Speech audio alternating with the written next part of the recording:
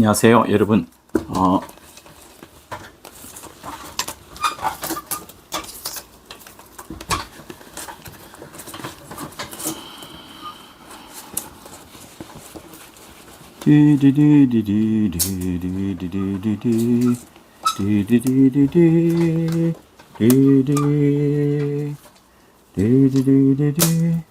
네, 여러분, 그 요한복음 6장 62절에 보면은 예수께서 이제 이전에 있던 곳으로 올라가신다는 말씀을 하고 있습니다. 그래서 이 설교를 들으신 분은 하나님의 의도를 잘 알고 있을 것인데요. 하나님의 의도는 이렇게 하나님께서 아들을 위하여 하늘을 만드시고 하늘을 창조하시고 그리고 그 하늘을 이제 아들에게 주시려고 하신 하나님의 큰 뜻이 있다라고 이제 말씀을 드렸습니다. 그래서 단순히 하늘 보좌 상속 그렇게만 이제 보지 마시고 하나님께서 하늘을 창조하시고 그 아들에게 모든 것을 물려주시고 그래야하면서 그 아들을 통하여서 하나님 아버지께서 만유 위에 계시고 만유를 통일하시고 만유 속에 거하시는 그 놀라운 역사까지를 보셔야 됩니다. 그래서 하나님의 의도를 단순하게 보좌 상속 이렇게만 보는 것은 조금 너무 축약적이기 때문에 오해를 일으킬 수가 있습니다. 그래서 그런 의미에서 지금 말씀을 드리는 것인데 우리는 보통 하나님께서 하늘을 만드신 다음에 아들을 이제 후사로 삼으시고 아들이 이렇게 하늘 보좌에 들어가시는 그것으로 이제 우리는 늘 알고 있습니다. 그리고 이것이 이제 아버지의 품이잖아요.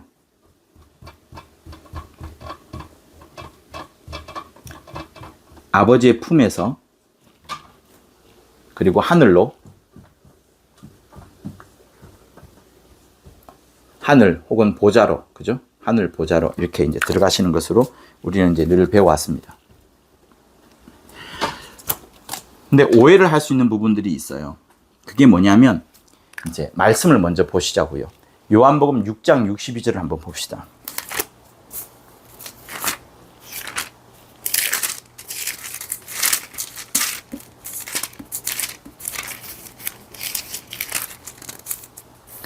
(6장 62절) 그러면 인자가 이전 있던 곳으로 올라가는 것을 볼 것 같으면 어찌하려느냐 이런 말씀이 있습니다. 그죠?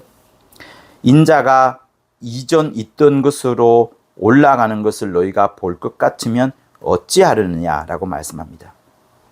자, 인자가 이전 있던 곳으로 올라가는 것과 생각하여서 여러분 생각해 볼 수 있는 게 뭐예요?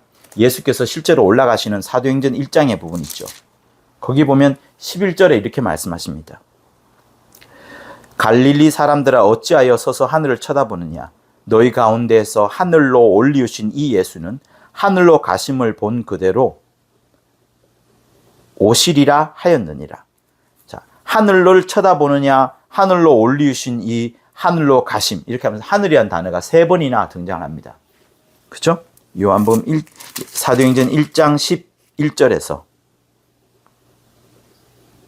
10절에도 하늘을 쳐다보고 있는데 흰옷 입은 두 사람이 저희 곁에 서서 천사죠. 그렇게 말을 하는 겁니다.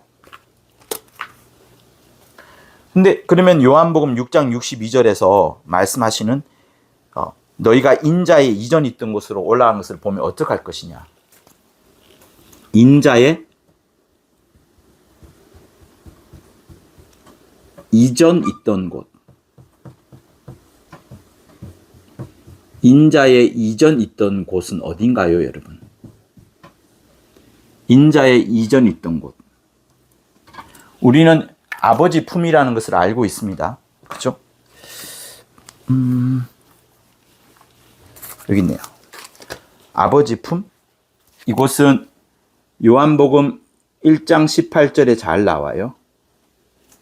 그리고 이 하늘은 워낙 많잖아요. 이 하늘에 대한 부분은. 아까 우리가 읽었던 것처럼 사도행전 너무 많아가지고 못 쓰겠네요. 사도행전에도 나오고 사도행전 1장 11절에도 나오고 곳곳에서 나옵니다. 그리고 요한복음 같은 6장에서 보면 여러분 여러 군데 있어요. 여러 군데 있는데 자, 하나님의 떡은 하늘에서 내려 세상에 생명을 주는 것이라 라고 하시면서까지 주 예수께서 생명의 떡에 대해서 이야기하시면서 당신이 하늘로부터 왔다, 하늘에서 내려왔다라는 이야기를 계속하고 있습니다. 그러니까 이 하늘은 너무나도 성경 구절이 많아요. 그죠? 하늘에서 오셨다는 그 부분은 성경에 너무나도 많습니다. 그리고 요한복음 3장 13절을 보실까요? 거기도 있어요. 요한복음 3장 13절을 보시면 니고데모와의 대화에서 하늘에서 내려온 자, 곧 인자 외에는 하늘에 올라간 자가 없느니라 라고 하면서 이 하늘에 대해서 요한복음 3장 13절은 하늘에서 내려온 자 외에는 하늘로 올리온 자가 없다라고 이제 말씀을 합니다. 그죠? 그리고 아까 우리가 읽었던 인자의 이전에 있던 곳, 요게 이제 요한복음 6장 62절에 나오죠. 그리고 요한복음 6장 33절 한번 보시겠어요? 하나님의 떡은 하늘에서 내려 세상에 생명을 주시는 것이라. 하나님의 떡이 누굽니까? 예수를 말하는 거예요. 예수가 하나님의 떡이신데 하나님의 떡이 하늘에서 내려라고 말씀합니다. 그러니까 여기 보면 요한복음 6장 33절, 요한복음 6장 33절에도 역시 하늘에서 내려온 떡 이렇게 말하고 있죠. 그리고 우리가 아까 읽었던 것처럼 사도행전 1장 11절 뭐 여러 군데 있어요. 부활 승천하시는 마태복음, 마가복음 전부 다 하늘 혹은 하나님 우편에 이렇게 이야기를 합니다. 그죠? 그리고 38절도 보실까요?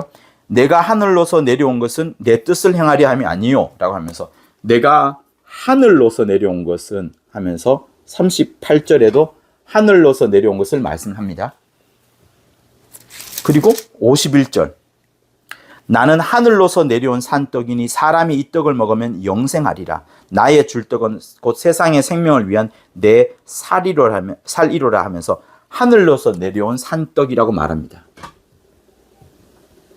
그러면 여러분 다시 한번 보실까요? 이 설교를 하는 진짜 중요한 이유가 있습니다. 진짜 중요한 이유는 여러분 이 설교를 제대로 들으면, 제가 길게 하지 않을게요. 제대로 들으면 여러분 나중에 그것을 이해하게 됩니다. 하나님은 영이시요. 요한복음 4장 23절 24절에 나오는 하나님은 영이시요. 그죠? 영은 하늘이요. 하늘은 하나님의 본체요. 하나님의 본체는 진리요. 진리는 말씀이요. 말씀은 빛이요. 빛인 생명이라는 이 7대 명제. 7대 명제란 말은 시몬은 하지 않았지만 여러분 이게 등식으로 되어 있어요. 등식으로 되어 있기 때문에 똑같다라고 보여지는데 숫자와 똑같다고 이렇게 생각하시면 안 됩니다. 1 플러스 2 이걸 설명하는 게 아니에요. 여기는 뭐는 뭐다 하는 것은 하나의 명제로서 우리가 깊이 생각을 해야 되고 깊이 학자적으로 말하는 신학적인 고찰을 해서 더 많은 풍성한 하나님의 의도와 또 하나님의 뜻을, 하나님의 교훈을 우리가 배워야 된다는 측면에서 제가 7대 명제라고 말한 건데 그것이 이해가 됩니다. 이해를 할 수 있어요. 이해한다는 것이 좀 말이 안 되지만 믿음을 더 강화시켜 줄 수 있습니다. 그래서 지금 이것을 하는 건데요. 자, 질문 다시 해볼게요. 인자의 이전 있던 곳으로 가는 것을 너희가 보려면 너희가 어찌하느냐 하면서 같은 요한복음 6장의 맥락에서 이야기합니다. 요한복음 6장은 전부 다 이 하늘을 이야기를 해요. 그죠? 하늘로 간다. 그런데 요한복음 6장 62절에서 인자의 이전이 있던 곳, 이전이 있던 곳은 어디예요? 우리 베레아 사람들한테 질문하는 겁니다. 인자의 이전 어떤 곳은 어디예요? 여기서 오셨어요? 주님이 여기서 오셨어요? 여기서 오신 거예요. 그죠? 여기서 오셔서 하늘 보좌에 들어가신 겁니다. 여기서 오셔서 여기서 죽으시고, 그죠? 이 작디 작은 이 하늘보다는 비교도 되지 않을 정도로 굉장히 작은 공간에, 음부라는 공간에 굉장히 작은 공간, 저는 바깥에 그릴게요. 뭐 이 속에 그려도 상관없습니다만 주께서 죽으시고 여기서 부활하신 거예요. 이 음부라는 공간 속에서 죽으시고 부활하셔서 하늘에 들어가셨습니다. 인자의 이전 있던 곳은 어딜까요? 여러분들은 이 부분을 도대체 어떻게 해석을 하고 싶으신가요? 어떻게 해석하면은 어떤 데는 인자의 이전 있던 곳이 하늘이라 보여지기도 하고 아버지 품이라 보여지기도 하고 또 어떤 데는 우편 보좌도 여러분 히브리서에 보면 우편 보좌가 나오고요. 또 마가복음에도 우편 보좌가 나옵니다. 인자의 이전 어떤 것은 어딘가요? 우편 보좌는 여기도 생각할 수도 있겠습니다. 우편 보좌도 한번 찾아볼까요? 히브리서 우리 1장을 한번 보시겠습니까?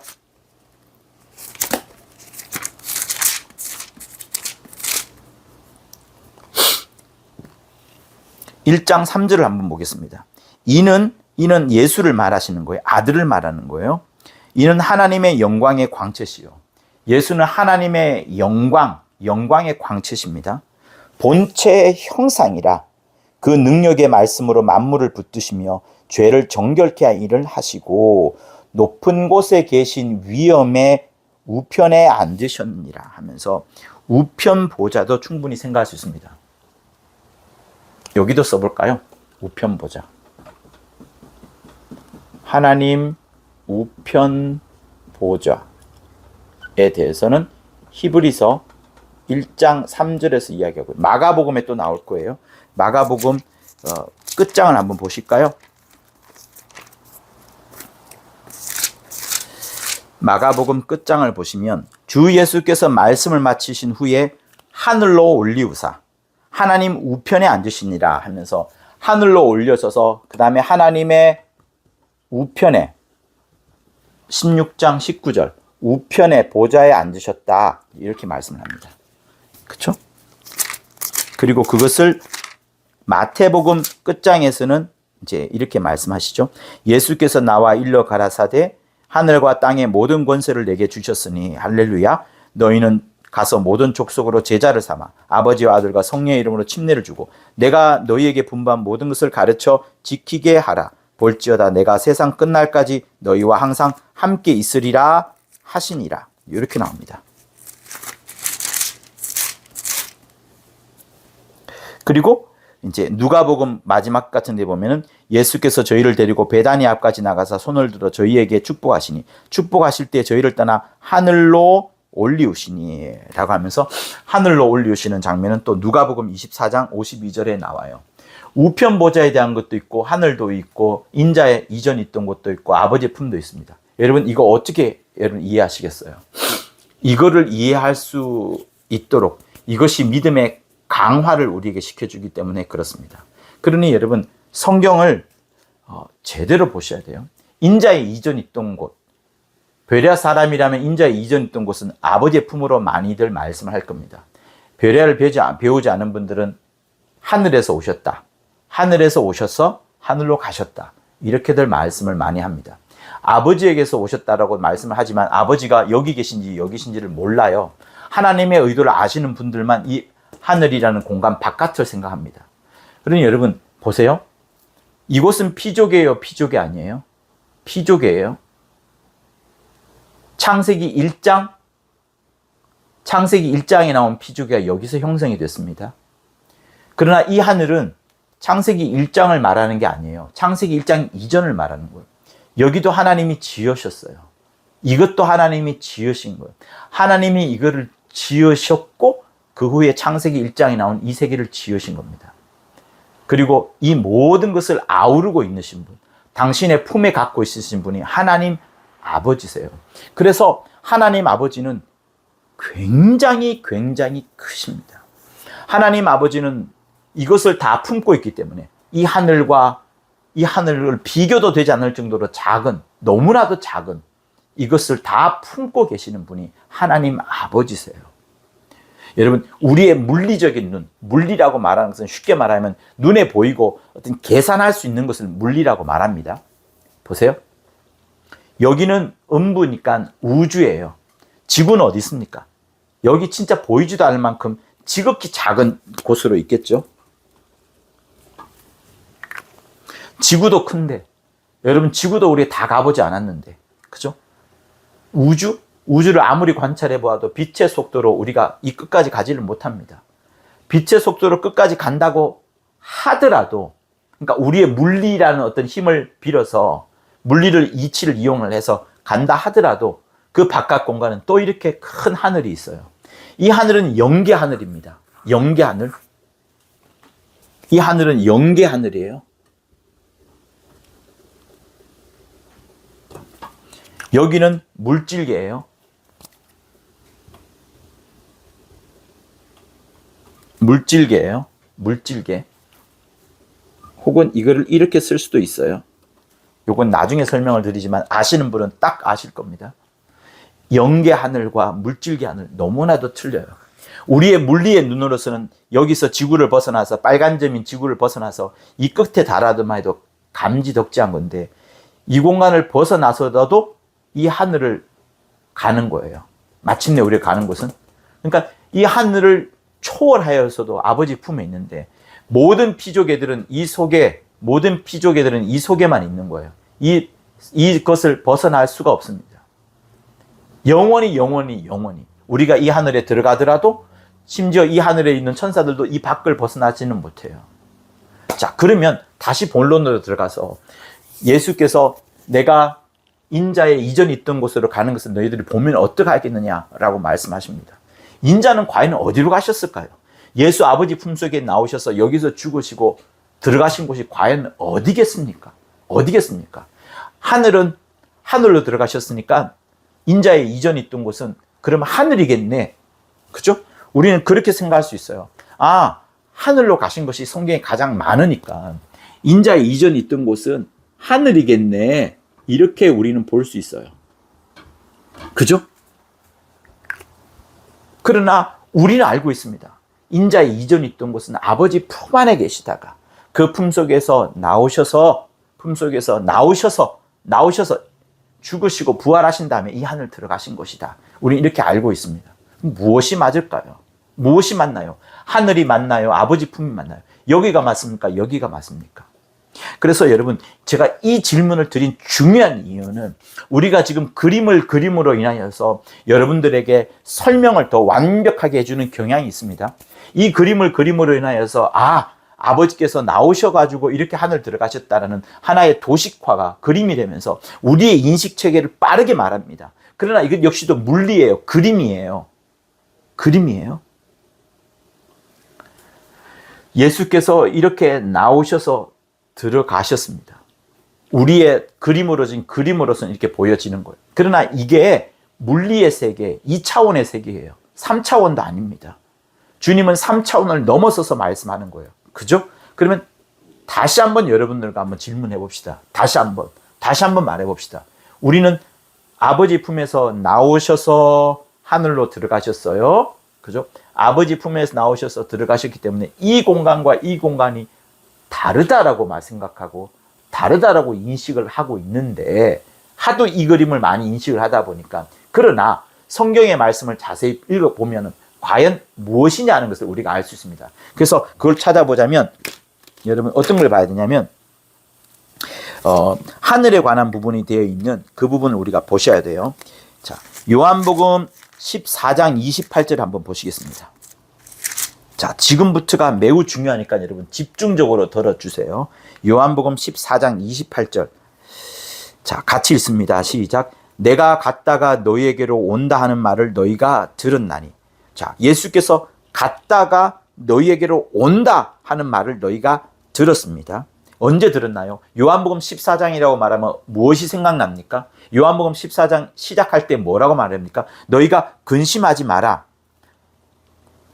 하나님을 믿으니 또 나를 믿으라. 이렇게 말씀하시고 내 아버지 집에 거할 곳이 많도다. 그렇지 아니하면 너희에게 일렀으리라. 내가 너희를 위하여 처소를 예비하러 가노니 다 처소를 예비하게 되면 내가 다시 와서 너희를 영접하여 나 있는 곳에 너희도 있게 하리라. 이렇게 말씀합니다.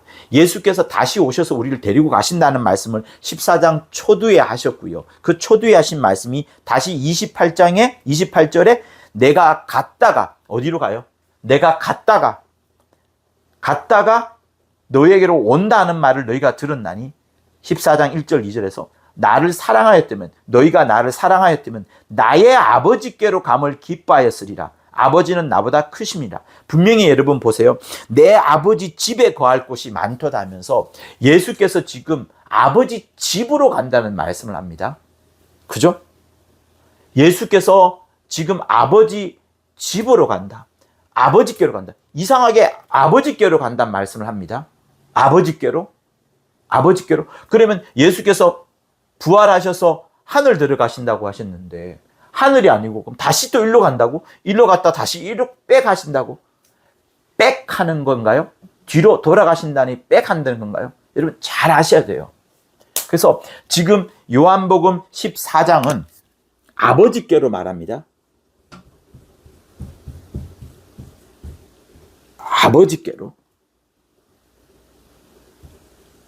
아버지께로 말하고 그 아버지께 말 간다는 것이 요한복음 14장 28절을 말하고 14장 28절을 읽다 보면 요한복음 14장 1절과 2절도 같이 보게 됩니다. 예수께서 갔다 오신다는 말씀이 갔다가 아버지께로 갔다가 아버지 집을 다 아버지 집에 우리 처소를 마련한 다음에 다시 온다는 그것. 여러분 지금 우리가 그거 보고 있어요. 그죠? 그리고 여러분 첫째 부활을 이루게 되면 어디로 들어갑니까? 아버지 집으로 갑니다. 그건 나중에 또 설명해도 되겠거든요. 왜냐하면 이 하늘이 이렇게 있지만 결국 하늘의 가장 중심부 아버지의 집이 있고 이곳에 첫째 부활한 자들이 이르게 되고 그리고 구약 때 믿었던 성도들은 아버지 집 바깥에 살짝 못한 바깥 그 집 근처에 있습니다. 그죠? 마치 아들은 아버지 집 안에 안방에 거하는 그것이지만 종은 안방에 들어오지 못하고 사랑방이나 다른 별채에 있는 그런 것처럼 생각하시면 돼요. 그때도 아버지 집이 가장 한중앙입니다. 천국의 가장 중간이에요. 그죠? 그러니까 지금 다시 설명을 드리면 예수께서 아버지 집으로 가셨다가 우리를 위하여 처소를 마련하고 다 만들면 다시 오겠다. 그것을 14장 1절 2절에 말했고 다시 14장 28절에 말씀하시면서 내가 아버지께로 감을 기뻐하였으리라. 너희가 나를 사랑하였다면 아버지께로 감을 기뻐하였으리라. 너희가 나를 사랑하였다면 하늘로 가는 것을 기뻐하였으리라가 아니라 내가 아버지께로 가는 것을 기뻐하였으리라라고 말씀을 합니다. 그렇죠? 그래서 14장 28절은 아버지께로 간다는 것을 말씀을 하고 있어요. 자, 그리고 16장을 또 보겠습니다. 16장 여기 있네요. 27절부터 읽어보면 이는 너희가 나를 사랑하고 또 나를 하나님께로 온 줄을 믿은 거로 아버지께서 친히 너희를 사랑하심이니라. 자, 예수께서 하나님께로서 온 줄을 믿은 거로 아버지께서 친히 너희를 사랑하심이라 라고 하면서 아버지와 하나님이 동시에 등장합니다. 28절을 크게 읽을게요. 시작. 내가 아버지께로 나와서 세상에 왔고 다시 세상을 떠나 아버지께로 가노라. 내가 아버지께로서 나와서 세상에 왔고 다시 세상을 떠나 아버지께로 가니라. 다시 뒤로 빼가시나요? 그럼 하늘 보좌는 뭐죠? 자, 여러분 어떻게 생각해야 될까요? 요한복음 16장 이것도 28절인가? 네, 이것도 28절입니다. 16장 28절. 아버지께로 나와서 세상에 왔고 세상을 떠나 아버지께로 가노라. 아버지께로 다시 가노라. 이렇게 말씀을 합니다. 그죠? 여러분 어떻게 생각하세요? 도대체 하늘은 어디고 아버지는 뭐고 아버지 품은 뭐고 또 우편 보좌는 뭘까요? 여러분에게 질문을 드린 것이 여러분 스스로의 답을 찾아가면서 놀라운 하나님의 의도를 완벽하게 만드는 아까 말했던 7대 정제 하나님은 7대 명제 하나님은 영이시다. 영은 하늘이다. 하늘은 하나님의 본체시다. 하나님의 본체는 진리다. 진리는 말씀이다. 말씀은 생명이다. 생명은 빛이다. 이게 여러분 이해가 되어지는 코드, 그 첫 번째 열쇠가 바로 여기에 있기 때문에 그렇습니다.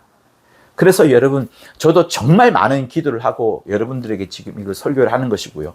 지금도 제가 놀라고 있는 것은 설교하는 중에 더 많은 부분을 계속 하나님 말씀해 주셔서 제가 지금 놀라고 있는데요. 요한복음 16장 28절까지 읽으시면서 저는 새로운 성경 구절이 갑자기 생각이 났습니다. 그래서 지금 이 말을 한 건데요. 요한복음 20장, 다시 말하면 예수께서 부활하신 이유를 한번 보시자고요.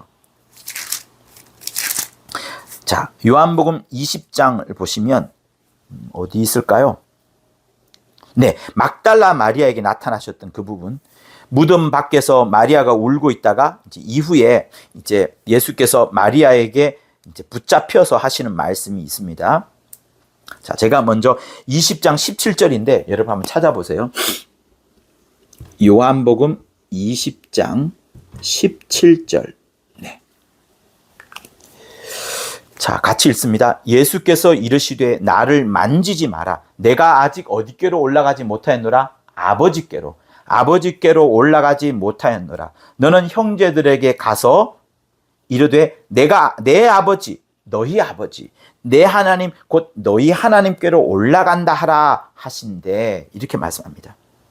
예수께서 막달라 마리에게 말하기를 너 사도들에게 제자들을 11제자들에 가서 말하는데 내가 내 하나님 내 아버지 너희 아버지 내 하나님 너희 하나님께로 올라간다라고 말하라라고 말씀을 합니다. 그죠? 여기 보면 그러니까 여기도 역시 다시 아버지께로 간다. 아버지께로 간다. 부활하신 이후에 아버지께로 간다라고 말씀을 하시는 겁니다. 부활하신 이후에 아버지께로 간다. 그래서 여러분 이런 것들을 쭉 살펴보면 그죠? 같이 한번 살펴봐요.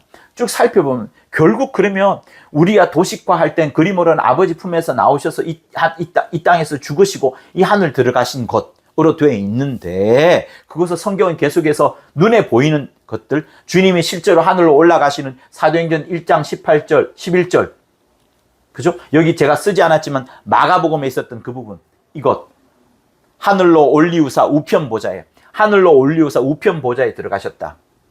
그 부분 그죠?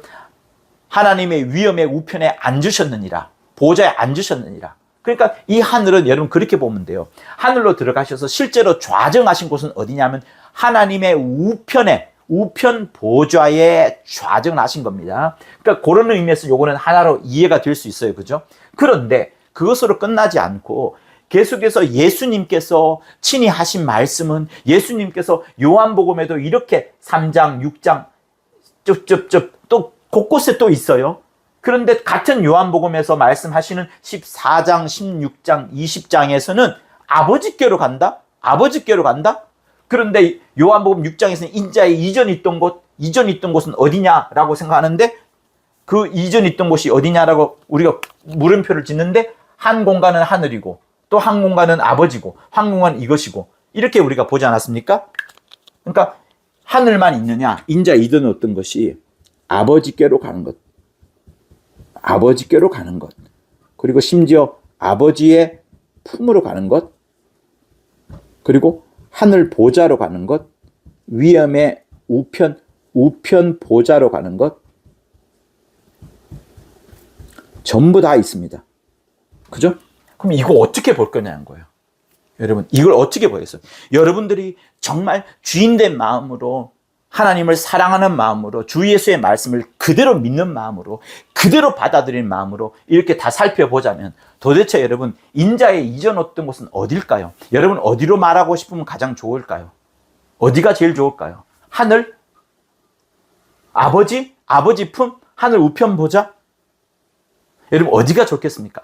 주님이 가장 말씀하고 싶은 곳, 주님이 이 네 군데 중에서 가장 말씀하고 싶은 곳, 주님이 가장 있고 싶은 곳은 어디실까요? 주님이 진짜로 있고 싶은 곳은 어디실까요? 그곳이 어디실까요? 저는 그것을 여러분들한테 계속 묻고 싶습니다. 주님이 정말 들어가고 싶은 곳은 어딜까요? 진짜 들어가고 싶은 곳은 주님은 어디실까요? 하나님께서 아들을 위하여 이 하늘을 만들어 두었어요. 그죠? 아들을 만들었고 아들로 하여금 이 하늘에 들어오도록 말씀하셨습니다. 그러나 주님이 진짜로 있고 싶은 곳은 어디실까요? 어디에 진짜 있고 싶으실까요? 정말 자기에게 이 하늘을 주시면서 통치하고 다스리고 모든 권세로 다스리도록 하셨지만 주님이 정말 있고 싶은 곳은 어디실까요? 그걸 여러분 생각하셔야 됩니다. 그래서 늘 말하지만 우리는 다시 예수의 마음속으로 인자의 마음속으로 어떤 하늘이라는 직분, 명예 이런 것을 얻은 그것보다 진짜 그가 가고 싶어하는 그곳 정말로 사모하는 그곳이 어디실까요? 그걸 여러분 생각해 보셔야 돼요. 인자의 이전에 있던 곳으로 가는 것을 너희가 보면 어떻겠느냐라고 지금 제자들 앞에서 말하지만 주님이 정말로 가고 싶은 곳은 어디실까요? 여러분 요한복음 17장을 한번 보실까요? 자, 요한복음 17장에 예수께서 기도하시는 장면이 있습니다. 누구에게 기도합니까? 아버지에게 기도를 합니다. 아버지에게 기도를 하는데 그 아버지께 어떻게 기도하시는가 여러분 한번 보세요. 전부 아버지와 자기에 대한 내용밖에 없어요. 그리고 그 속에 우리를 슬쩍 집어넣으시면서 아버지와 자기가 하나가 된 것처럼 우리도 하나가 되게끔, 우리도 하나가 되게끔 하시는 내용도 들어가 있습니다. 근데 17장 5절을 한번 보시자고요. 17장 5절을 자세히 읽으셔야 됩니다. 자세히. 저도 이것을 암송하고 잠자리에 들면서 계속 며칠간 잠자리에 들면서 17장 5절이 제 속에 확 들어왔는데, 아버지여, 창세전에 내가 아버지와 함께 가졌던 영화로서 지금도 아버지와 함께 나를 영화롭게 하옵소서. 여러분, 여기서 두 가지를 발견하셔야 돼요. 과거에 어떠하였으며 그가 지금 바라고 있는 것, 장차 어떤 것을 바라고 있는 그 두 가지를 여러분 발견할 수 있어야 됩니다. 찾아보세요. 두 가지를 발견해 보세요. 예수님이 과거에는 어떠하였고 또 이후에 이 기도를 하면서 그 기도의 내용 속에, 기도의 소원 속에 들어가 있는 게 무엇인가를 여러분 찾아보십시오. 그게 뭘까요?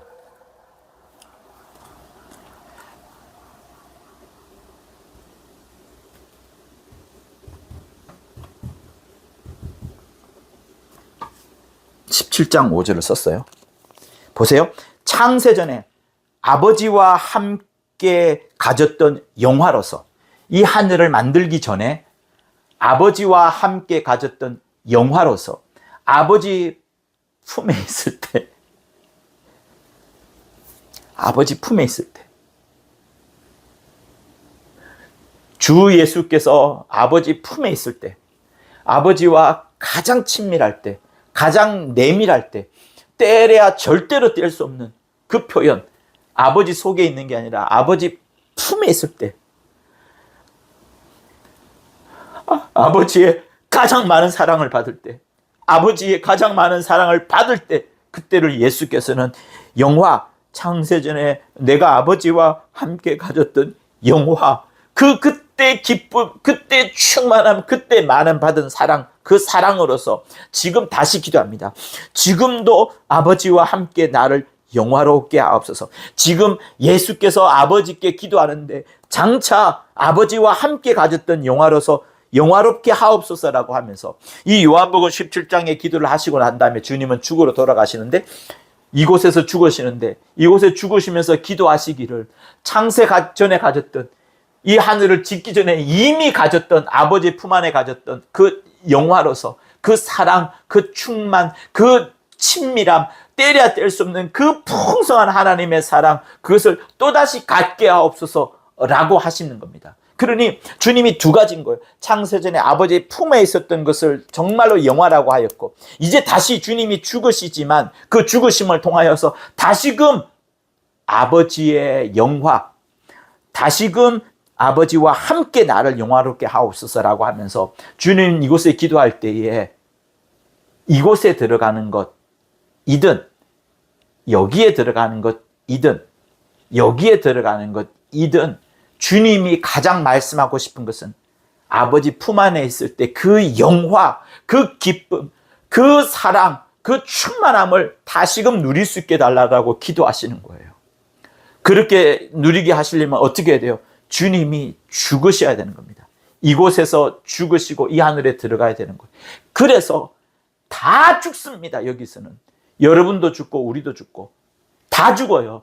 예수께서도 심지어 죽으시는 겁니다. 죽기를 각오하고 독립침례교회를 개척했다는 책에 보면은 하나님의 뜻도 여기서 죽으신다라고 말하는 거예요. 하나님의 뜻도, 다시 말하면 하나님의 뜻, 예수께서도 이곳에서는, 음부 속에서는 죽으셔야 되는 거예요. 그래서 여기는 제가 물이라고 썼지만, 물수를 썼지만 모든 물질계입니다. 그러나 여기는 물벽으로 가득 쌓여있기 때문에 결국은 물이에요. 윗물과 아랫물로 나눠졌을 뿐이지만 물이에요.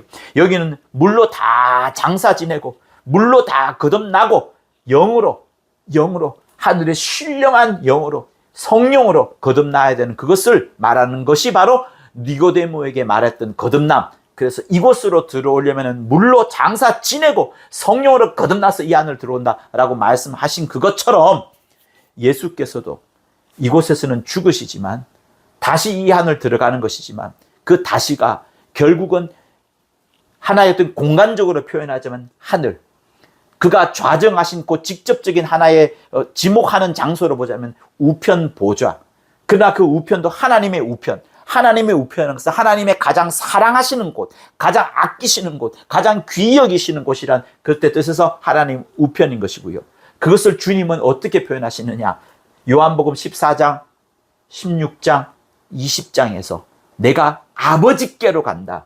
아버지께로 간다. 그러니까 주님은 우리 눈에 보이기에는 하늘로 들어가는 것, 우리는 하늘로 들어가는 것을 보였어요. 그죠? 하늘로 들어가는 것을 보이지만 주님은 그것을 하늘로 간다는 것이 아니라 당신은 아버지를 너무나도 사랑하고 아버지를 가장 높이시는 분이기 때문에 아버지께로 간다. 아버지께로 간다. 그 아버지께로 가는 그것을 창세전의 영화, 창세전의 영광이라고 주님이 말씀을 하시는 겁니다. 주님의 입장에서 보면 주님은 하늘에 들어가는 것도 맞지만 그것을 가장 잘 표현하시는 것을 아버지께로 간다. 아버지께로 간다. 아버지께로 간다. 라고 말씀을 하시는 거예요. 말씀을 하시는 겁니다. 그러니 여기서 또 한 가지 말씀이 생각났어요. 무슨 말씀이 생각났느냐? 요한복음 1장 18절, 여기 나온 1장 18절이 생각나는 거예요. 우리 한번 읽어보실까요? 자, 요것이 이렇게 이제 연결이 됩니다. 요한복음 1장 18절. 자, 본래 하나님을 본 사람이 없으되 아버지 품속에 있는 독생하신 하나님이 나타내셨느니라. 다시요. 본래 하나님을 본 사람이 없으되 아버지 품속에 있는 독생하신 하나님이 나타내셨느니라. 자, 여러분 여기서 중요한 부분이 있어요. 있는이라는 단어예요.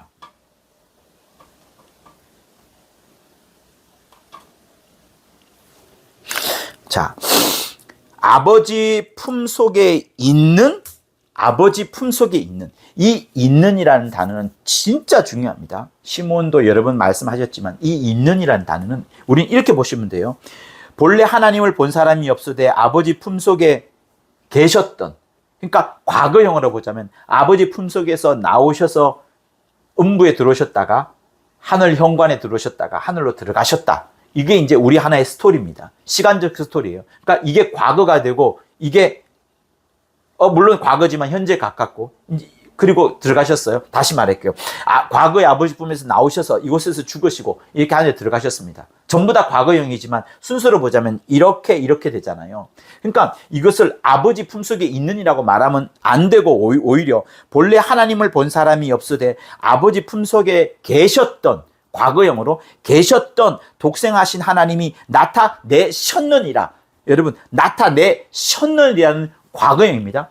나타내셨느니라는 과거형인데 아버지 품속에 있는 과거형이 아니라 원어로 보면 현재 진행형으로 되어 있어요. 여러분이 이해 쉽게 하게 제가 현재 진행형으로 말했는데 헬라어는 현재 진행형이 아니고 과거에도 있었고 지금도 계시고 앞으로도 계실 이 셋 다를 포함하는 단어로 있는을 쓴다고요.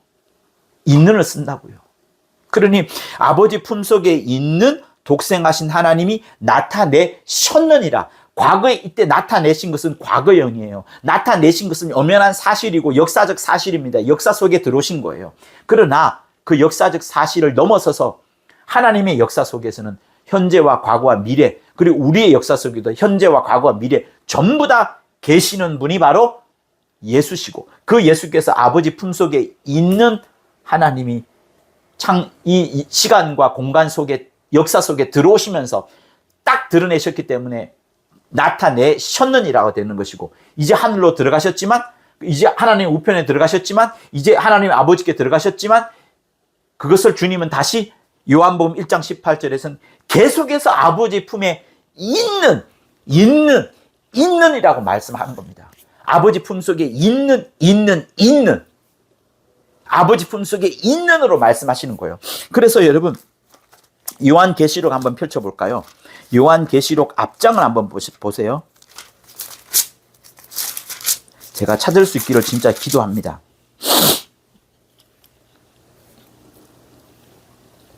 자, 1장 4절을 볼게요. 요한계시록 1장 4절.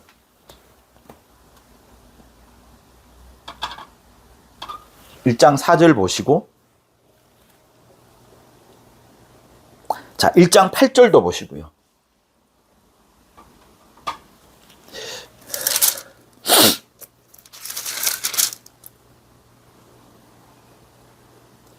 그리고 4장 8절도 보시고요. 네, 이렇게 보세요. 자, 힘있게 읽습니다. 1장 4절. 요한은 아시아에 있는 7교회에 편지하노니 이제도 계시고 전에도 계시고 장차 오실 이와 그 보좌 앞에 7 영과. 자, 이제도 계시고 전에도 계시고 장차 오실 이. 그가 누구예요? 예수예요. 이제도 계시고 전에도 계시고 장차 오실 이. 그죠? 1장 8절. 주 하나님이 가라사대 나는 알파와 오메가라. 이제도 있고 전에도 있었고 장차 올 자요 전능한 자라. 나는 알파와 오메가라. 이제도 있고 전에도 있었고 장차 올 자요. 과거 현재 미래 다 통과해버리는 겁니다. 4장 8절. 내 생물 이야기는 지나가고 그들이 인용하고 부르고 있는 부분. 거룩하다 거룩하다 거룩하다. 주 하나님 곧 전능하신 이여 전에도 계셨고 이제도 계시고 장차 오실 자라. 이렇게 말씀합니다. 그러니 여러분, 주님이 아버지 품속에서 나오셔서 이 땅에서 죽으시고 부활하시고 하늘에 들어가셨습니다만 여전히 어디 계세요? 아버지 품에 있는이라고 말한다고요. 아버지 품에 있는. 그래서 주님의 입장을 여러분 생각하세요. 이곳에서 주님이 지금 요한복음 17장을 말씀하시잖아요. 요한복음 17장에 기도를 하고 있는 거잖아요. 요한복음에 이거 요한복음 전부 다 어디서 여기서 파란색으로 되어 있는 이곳에서 말씀하시는 거예요. 이곳에서 말씀하시면서 주님이 말씀하시기를 이곳에 있으니까 주님은 오히려 빨리 이곳에 들어가고 싶은 것. 이곳에 들어가는 것이 뭐라고요? 이곳에 있는 거라고요. 이곳에 있는 것. 아버지 품을 떠나서 지금 여기 와 있는 겁니다. 그러나 다시 이곳에 들어가시는 것은 아버지 품으로 들어가는 거라고요. 이곳에도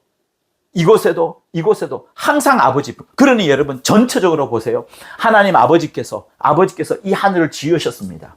이 하늘을 지으심으로 말미암아 이 하늘 역시도 아버지의 공간이에요. 그러나 이 바깥도, 이 피조된 공간 바깥도 여지 누구의 공간이에요? 아버지의 공간이에요. 그러니 모든 존재가 아버지를 벗어날 수 없는데 특별히 예수님께서는 그것을 더더욱 아버지 속에 있기를 원하셨기 때문에 아버지 품에 있는 독생하신 하나님이 나타내셨느니라. 과거형이 되고 그리고 다시 이 속에 들어가면서 우리의 눈에는 장소, 우리 한 특정한 지정하자면 우편 보좌이지만 결국 그곳이 어디라고요?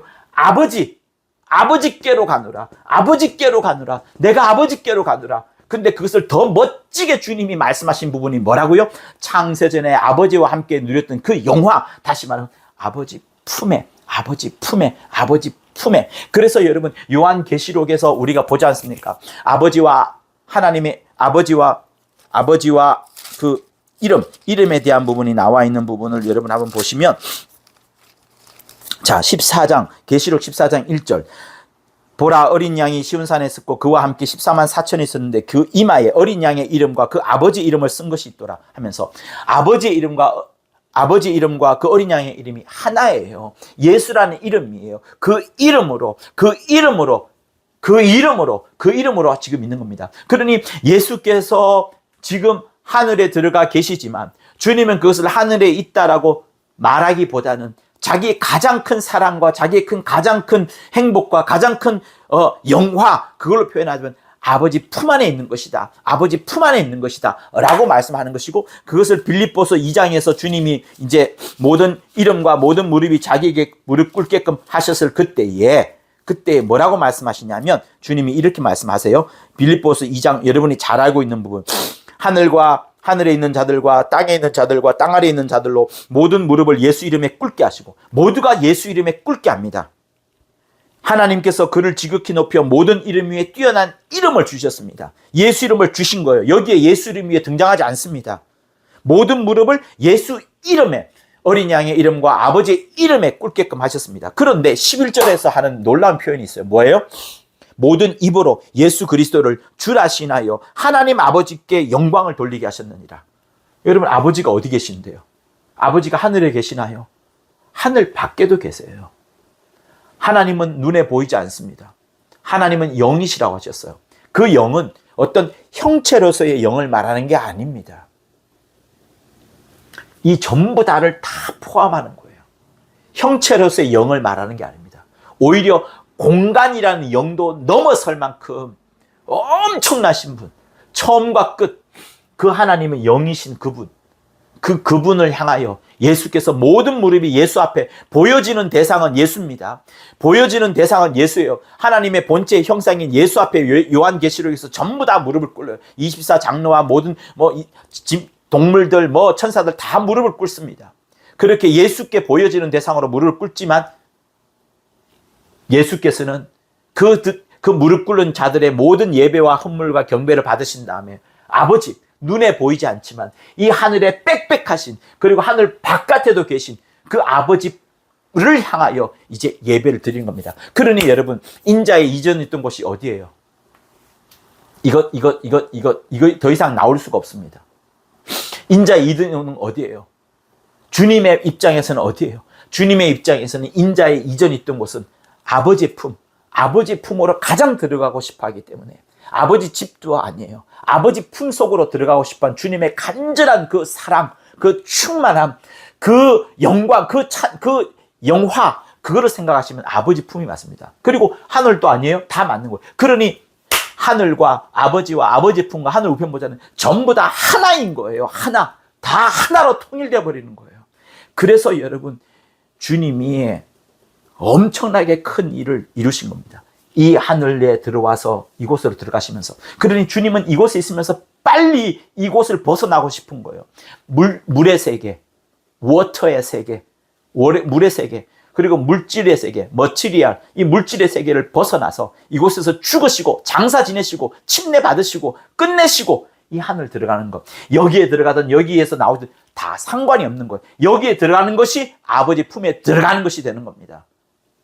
여기에 들어가는 것이 아버지의 품에 들어가는 거예요. 여기에 들어가시면서 만물이 이제 하나가 되고, 만물이 통일되고, 만물 위에 계시고 만물 속에 거하시게 된 그 놀라운 역사, 에베소서 4장에 나온 그 놀라운 역사, 보좌에 들어가시면서 이제 통치하시고 다스리는 그런 역사가 나타났던 겁니다.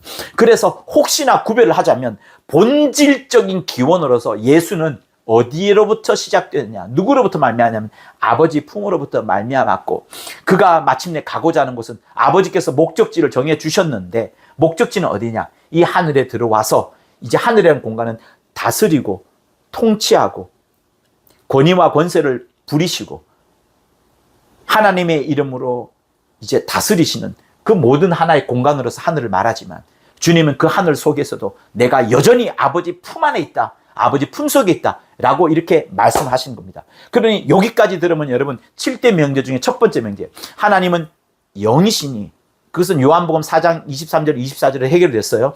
그 다음에 해결되는 것은 영은 하늘이라 라는 부분이 여러분에게 답이 될 수 있을 겁니다.